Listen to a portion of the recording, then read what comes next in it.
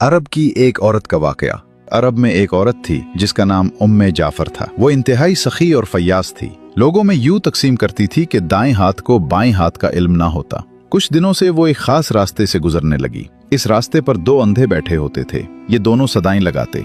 एक अंधा कहता था, इलाही मुझे अपने फजलो करम से रोजी अता फरमा। दूसरा अंधा सदा लगाता, या रब मुझे उम्मे जाफर का बचा हुआ अता कर।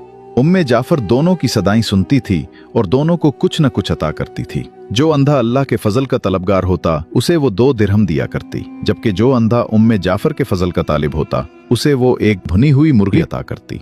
दिलचस्प बात यह थी कि जिसे भुनी हुई मुर्गी मिलती वो अपनी मुर्गी दूसरे अंधे को 2 दिरहम में बेच देता। ये सिलसिला कई दिनों तक चलता रहा। एक दिन उम्मे जाफर उस अंधे के पास आई जो उससे कहा करता था, या रब मुझे उम्मे जाफर का बचा हुआ अता कर। उम्मे जाफर ने उससे पूछा, क्या तुम्हें 100 दीनार मिले हैं? अंधा हैरान हो गया और बोला, नहीं, मुझे तो सिर्फ एक भुनी हुई मुर्गी मिलती थी जिसे मैं 2 दिरहम में बेच देता था। उम्मे जाफर ने कहा, जो अंधा अल्लाह के फजल का सवाल करता था मैं उसे 2 दिरहम देती थी, लेकिन तुम्हें जो मुर्गी देती थी उसके अंदर 10 दीनार डाल दिया करती थी। ये सुनकर अंधे ने अपना सर पीट लिया और चीखने लगा, हाय मेरी कमबख्ती, काश मैं ऐसा न करता, मैं तो मारा गया। उम्मे जाफर ने बड़ी नरमी से कहा, यकीनन अल्लाह का फजल तलब करने वाला कामयाब है और इंसानों के फजल का तलबगार हमेशा महरूम रहता है।